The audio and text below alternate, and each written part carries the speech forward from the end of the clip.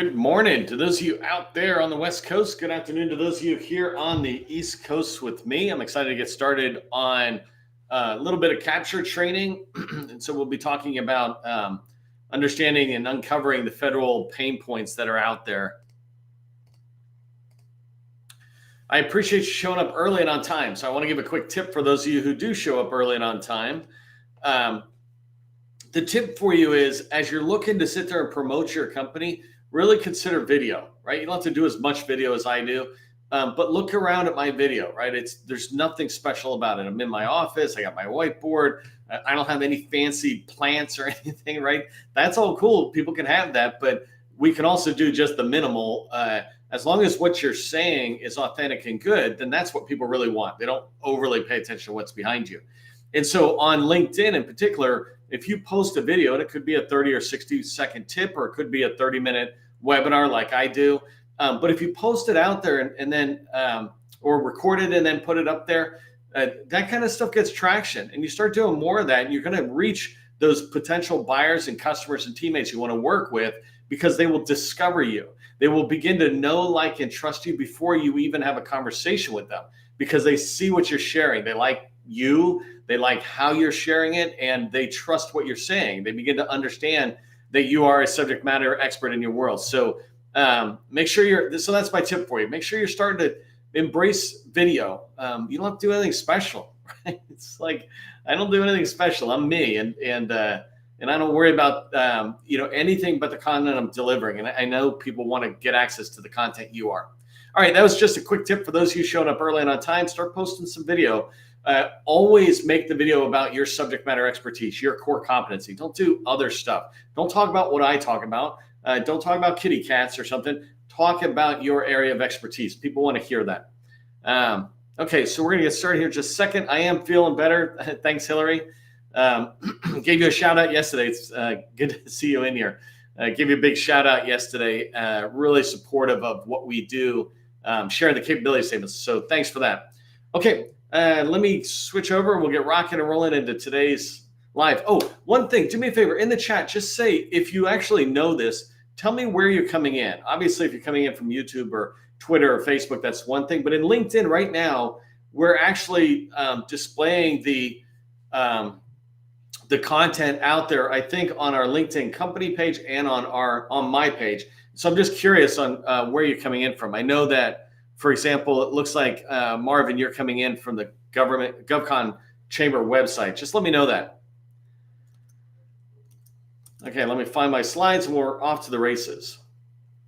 If a customer doesn't have the problems that your products and your services address, then why would they ever buy from you? They won't. We just don't buy for the fun of it. We buy to meet a need, right?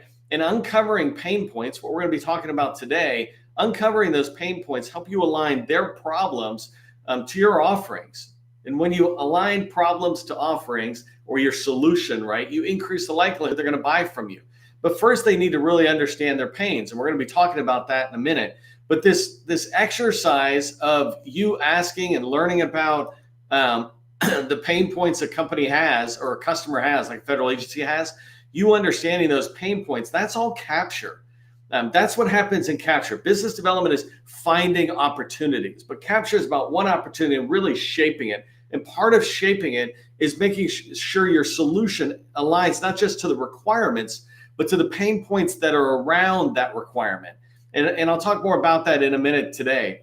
The way I'm going to break down today's training on how to uncover federal agency pain points and challenges are in three sections. The first section I want to talk about is, what are pain points? When I say this, what do I mean, right? And why should you care about uncovering it? And I'll give you a spoiler alert. If you uncover the pain and you care enough to align your solution to their pain, you increase the likelihood of winning. That's the why you should care. If you want to increase the likelihood of winning, know what your customers' pain points are. And that's what we'll talk about there.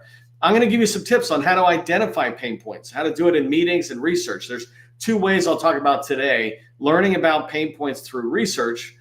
So, web crawls, things like that, or web searches. And then going in and having meetings with people. Each person you meet with takes you to a next level of understanding the pain points that are out there. And that's what we're going to talk about today. If you don't know who I am, my name is Neil McDonald. I'm the president of the GovCon Chamber of Commerce, co-founder of GovCon in a Box, and I want to welcome you to my federal sales training where I provide tips for success in the federal market. I spent 20 years in the federal market as a small business owner, and since 2018, I've been teaching people like you that government contracting is not a secret. It's just a process. When we follow a process A to Z, we're going to have repeatable, predictable results, and that's what I want for you. That's why we do this training. If you haven't done so already, we have a newsletter, the Government Contracting Success Newsletter. It is the largest GovCon newsletter out there on LinkedIn, and it grows constantly because we provide really good, helpful information for you. So go subscribe to that. Next training, I should have put an update here, but don't worry about it. I'll show you completely. But next training is next week, September 9th through the 13th, and it's all about innovation and research dollars, so small business innovation research. So I'll show you that in a minute.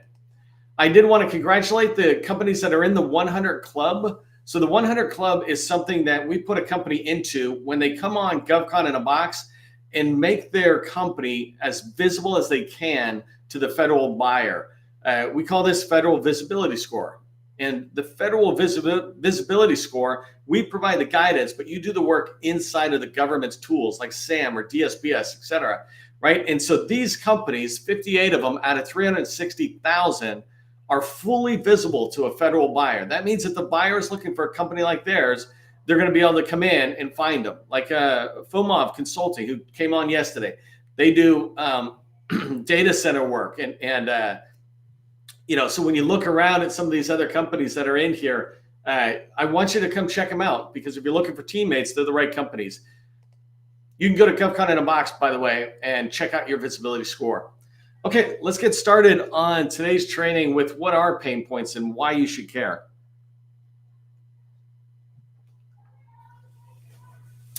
First thing I want you to understand is there's a difference in sales, and make no mistake of it, all of us are in sales. There's a difference in sales between implied needs and explicit needs. So implied needs are needs that we think they have. There's some sort of implication that says they have a problem or that need, right? So an implied need is one they're chatting about, but there's no real motivation behind that need to do something to address it. So example is, if I think about my lawn, I might have an implied need to mow it if it's getting long. Yeah, it's getting long, and somebody comes by and says, hey, I can cut it. It's getting long. I'm like, oh, whatever. And they're like, well, when it's longer and you got deer walking around, the ticks can be in there. Okay, no, I feel bad, but I don't walk in there anyway. So, that's no big deal. But once they start talking to me, and this is something you can do, once you start having conversations, you can turn that implied need that I need to cut my lawn in front of my house or something, you can turn that to an explicit need. The HOA has sent you a letter saying you must cut it. The HOA says if you don't cut it, we're going to fine you. The HOA says if you don't cut it, we're kicking you out because we have the right to boot you out of your own house. Well, now that need has just become a very explicit need. And for $75, I can have my lawn mowed or something, right? So think about this same thing within, the IT world. You might think about an implied need being the servers are slow, or sometimes there's some disruption.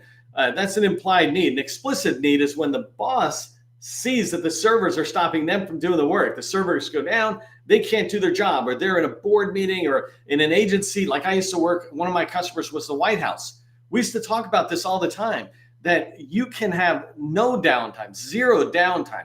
When there's downtime, the Secret Service and all the people who are around the world trying to support the president as they travel aren't able to do their job. And that can impact national security, certainly the presidential security and the success of those missions, right? And so it was just a server going up and down or something.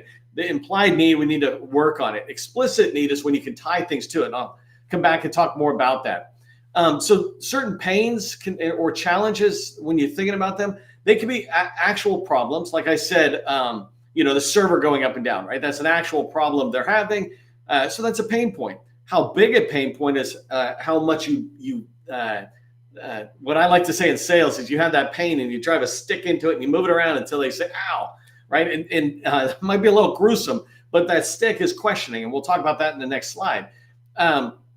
But it also can be unmet needs or goals, right? A pain point that I have might be an unmet need that I have this particular thing that I know in HR department. I need to hire more people, and it's an unmet need. I'm not getting those people in there.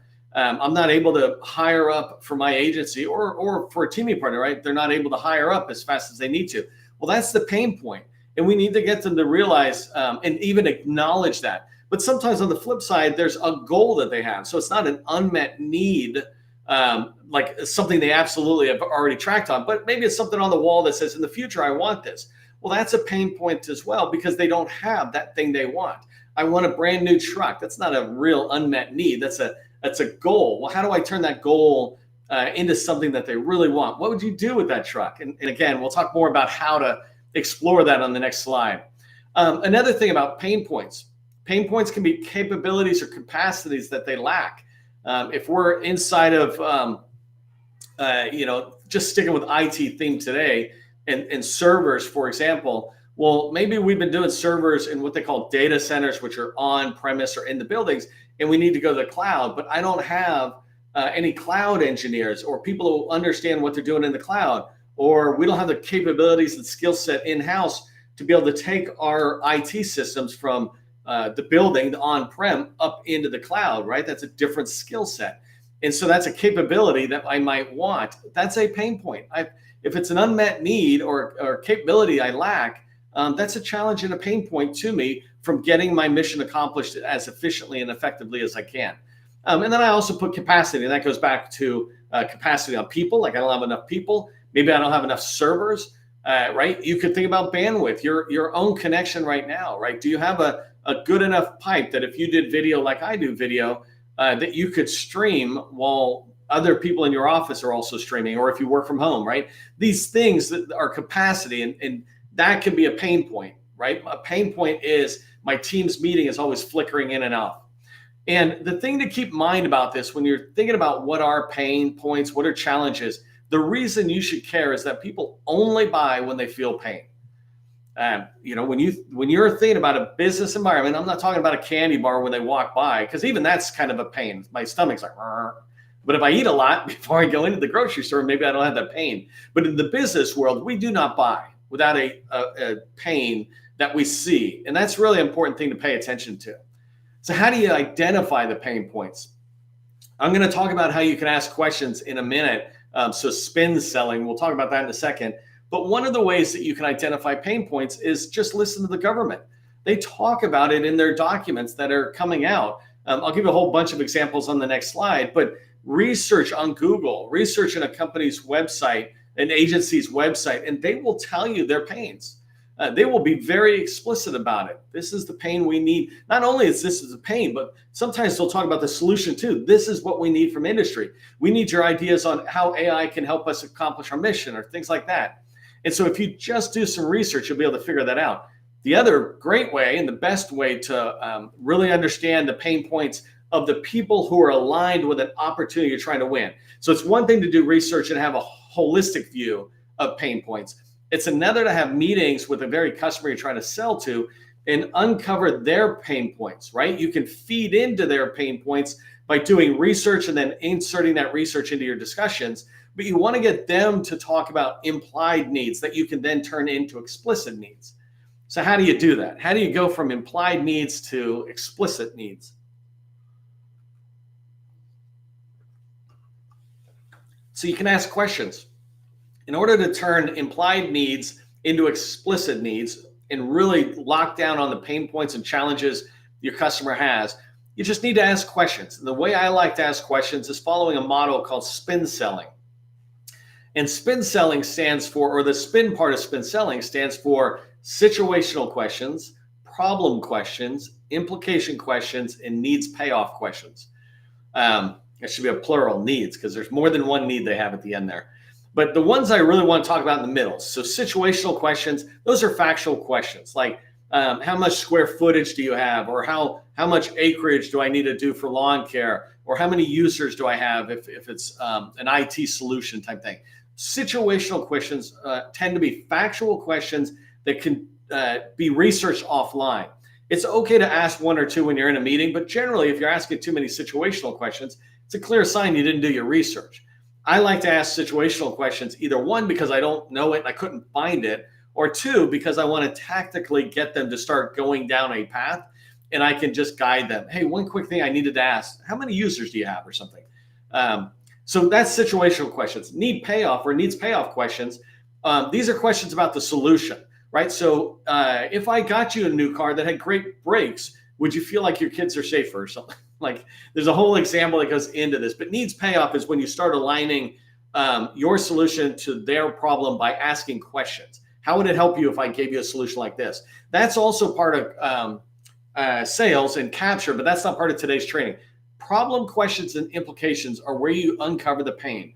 Problem questions are ones where, like I use this example. I understand sometimes you guys are having some hiccups on the technology side, and you haven't been able to refresh. What's the impact there? Well, our servers go down sometimes. Actually, it feels like they're going down regularly. Okay, well, I got them to talk about a problem. Then I'll dig into that problem a little bit more. Wow, like all your servers or some of your servers? What's the refresh time on buying new servers? So that's digging into that one problem. But then I want to understand what's the implication of that problem. If I'm talking to, HHS as an example, or NIH inside of HHS, if I'm talking to them and I'm talking inside the IT department, they're saying servers are going down. Well, it's a pain. We got to stop what we're doing, come over here and reboot them and make sure people are up. But they're talking about how the problem impacts the IT department. Implication questions say, well, who else is impacted? What else is impacted? And so you can think about in any particular agency, if the servers are going down, and turning off and not available, how does that impact the HR department? How does that impact the OR?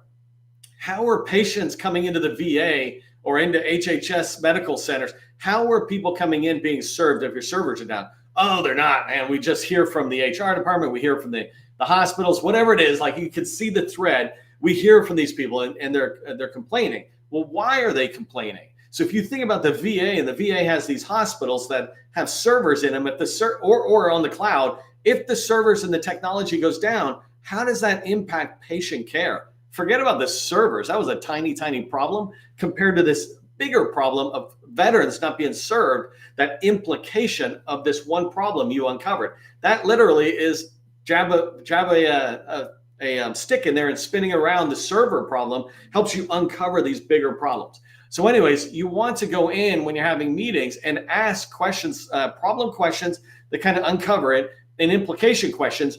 What's the bigger problem that comes with this problem? And so research helps you get started thinking about problem questions you can ask, and then pulling a thread, meaning when you're talking to somebody, well, tell me more about this. Tell me more about this. Pulling that thread on problem discussions that they give you based on the research you did allows you to find problems that are more closely to the person you're talking to. But it begins with that research you do before going into a meeting. Okay, I want to spend the rest of my time showing you some real world examples of where you can do this research to learn about pain points in federal agencies. So this is kind of prep before you go into meetings. Really quickly, there's documents out there called Management Challenges, Performance and Challenges Issues. You'll see what the title is. I forgot it already. But these are annual reports that come out of most agencies that say these are the biggest challenges management faces. DoD puts out one that's related to cyber challenges. Every year, here's the top 20 plus challenges we're facing in cyber, as cyber is part of warfare. There's annual reports. Every agency puts out an annual report and it says, oh, hey, here's all the great stuff we did. And here's some stuff we hope to get to, but we didn't get to that we're looking at next year, right? And those annual reports kind of feed in back and forth with their strategic plans. And the last one I just suggested here is Industry Day slides. Army Contracting Command put out this great Industry Day event, basically, and they had like hundreds and hundreds of slides from all these different sections who were all saying, hey, here are some of the challenges we have, and here's what we're looking for from industry, and then here's the opportunities we have, right? And so looking at Industry Day slides, sometimes you can get a good understanding of problems people are facing, but you need to know what problems your products and solutions address. All right, let me go over here really quick. By the way, GovCon in a Box, this is where you get your score. Just go get your visibility score number 2, and you can find it. So I'm going to go through really fast because I got 20 minutes, and I want to make sure I show you these 8 different tabs. But let's start with this first one, right? I posted this a while ago. This is NASA's top management challenges top management and performance challenges. That's the proper title, right? Top management and performance challenges. If you search that term for your agency, you should find a document like this. And so if I open it up just really quick, I don't have to go into that particular document, but if I open it up, right, I can, and here, great salespeople learn problems before ever talking about their solutions. But this report lays out these top major challenges that NASA has. So not only returning humans to the moon, I'm like, all right, that's cool, but I don't see how I help there. But improving management of major programs and projects. Well, I've done that, and I've done stuff that can help on this side. Maybe I don't run the whole program, but I do things that can improve the efficiency of the overall program project management. Sustaining human presence, that's not me, but here, maturing information technology management and security. All you cyber firms, zero trust firms, IT modernization or transformation, that all fits in there, right? Improving oversight and management of contracts, grants, and cooperative agreements. Jewel from, oh, darn it, Gus, put Jewel's name in here, or company, so we have it. But Jewel is in our community, and she does contracting, right? So you can understand attracting, retaining a highly skilled and diverse workforce, right? You got Graham Inc. in here with Nina and team. They do that.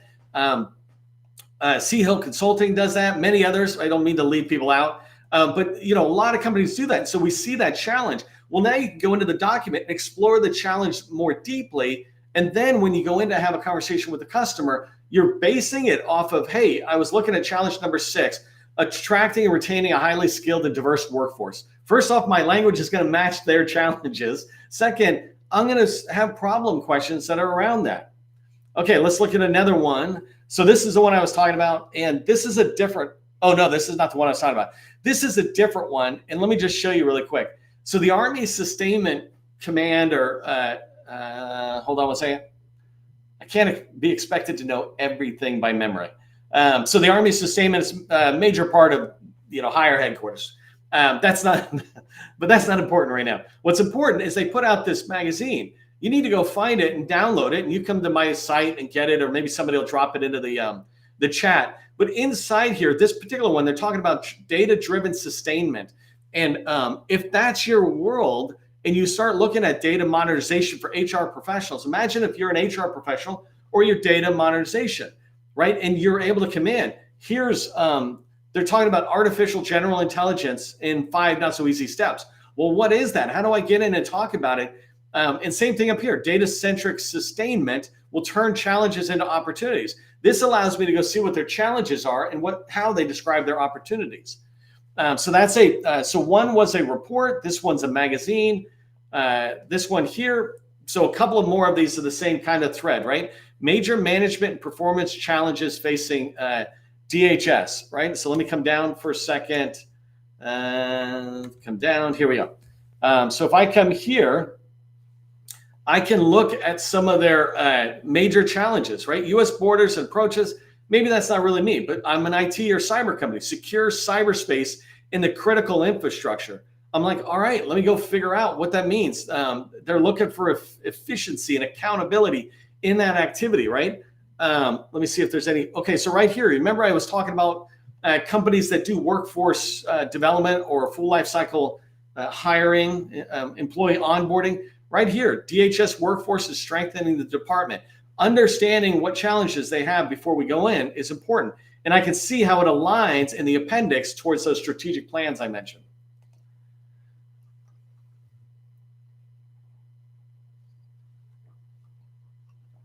This one's the same thing, right? It's the Treasury Department. And so here, they just wrote it right there in a summary, which is awesome. But here is IRS's top management performance challenges. This is really important to understand. I want to go serve IRS and somebody down below. The IRS is huge, and there's many subordinate offices within IRS that I can go talk to. But right here, keeping that theme, human capital is a big challenge for all the agencies. And I'm able to look at it. Information technology modernization that I talk about. I don't know if your business supports other areas in here, but I'm instantly able to see this. Any agency you go into, You and your colleagues should all read these challenges and understand out of OPM, right? What are the major challenges for fiscal year 2024? This was a document in October at the very beginning of the fiscal year 2024 saying these are the challenges, meaning this is what we need to get done as we go into 2024. Look at right here, though. They put theirs into categories. And so I go in and probably look at all their challenges, but the three main categories. If I'm an IT company, I'm focusing on the challenges here. I don't care about the other ones. I just want to find these and align it in to lower level problems.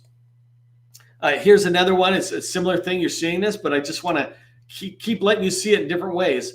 Right here, I think human capital is like the biggest one, right?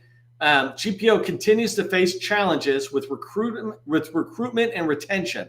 Time to hire, efficiencies, and succession planning. Succession planning, as far as I understand it, is people who are retiring and leaving out. That's a big deal. We lose that institutional or historical knowledge. And so it's not just about hiring in human capital, but IT companies who do AI type stuff. You could build an AI solution that shadows a person in their last year in the job. And it's an AI shadowing and learning and documenting the challenges, right? I'm just coming up with that idea now, but I know they used to put people who would shadow. Imagine if I had an AI who shadowed me for the last year of my job. Those are big. And so you start seeing it. There you go. So they're looking at 5 years out. I said 1 year out. So these are all these challenges that are in there. These are worth you getting in. This is DoD where I talked about their challenges. And I'll just go really quick, but this is 2024 Command Challenge Problem Set. This is a problem set I have shared for multiple years now. But if I come down here, if I come down here, they see that they've been binned into 6 categories. So if you do cybersecurity, I say this all the time, you don't do everything, you do some part of it, but maybe you're doing persona and identity or vulnerabilities and exploits, right? You can find out where you're at. And if I go down in here, I can start looking at what they're trying to do. So Cybercom seeks novel and innovative solutions to the following challenge problems: rapidly generating defensive capabilities, strengthening the security of SCADA and ICS networks. I don't know if there's a way to say that phonetically, but you get my point, right? Imagine coming down here and looking at this. Then you can explore that whole need behind it. This can lead into those questions you have in the meeting. Hey, just really quick, before I come off this page, go back to my last slide. Next week, we've got all these events starting at the bottom, because that's what I do, because the most important of the totem pole is at the bottom. But we've got DoD coming in, DARPA, Missile Defense, U.S. Air Force, and Army. They're all talking about innovative research dollars. Come in next week to the lives. Those guys are all coming in. It's super exciting. We've got, I think, almost 300 people already registered for Monday. So it'll be a really good event. All right, let me come back there. Let me come back to the last slide. And here's what I want you to remember from today's training. First thing is, when you're thinking about the customer and selling, you've got to find the pain. People don't buy unless they have a pain they're trying to get rid of, right? They need to have that need. And so find the pain. It usually comes as an implied need that you turn into an explicit need. So convert that pain into that explicit need that will drive them to action. We need them to drive to action, whether it's to have more conversations with you, whether it's you're so early in the process for them to actually put something out as an RFI, whatever that action is, it's only going to begin when they start having that explicit need. And then the last thing, and maybe this was kind of the first thing you should start with, is make sure you and your team know what problems do our services or products address. Don't try to solve everything. Just go, I was SharePoint in my last company. We didn't say we did everything. Even within SharePoint, we said we address business needs. So the HR department in the hospital was the OR and things like that. So we didn't actually even care about the IT department. We cared about the business units. So our SharePoint expertise and the problems we solved were around business process improvement. And so you need to know that about yourself. So make sure you go register. You go onto my site and just go into my profile, go to my posts, and in there you'll find all the SIBR events for next week. So make sure you register to attend. If you're doing $2 million and more and you're looking for our help to grow your company, we've got a business development accelerator. You can put workshop in the chat. If that's not you right now, keep coming back to the training. I do the training so that you can understand that government contracting is not a secret. It's just a process. when you learn the process, you're able to do things over and over and over again. And that's what I want you to do with that skill set and with training. Come back to it over and over and over again. I will see you next week at the SIBR training.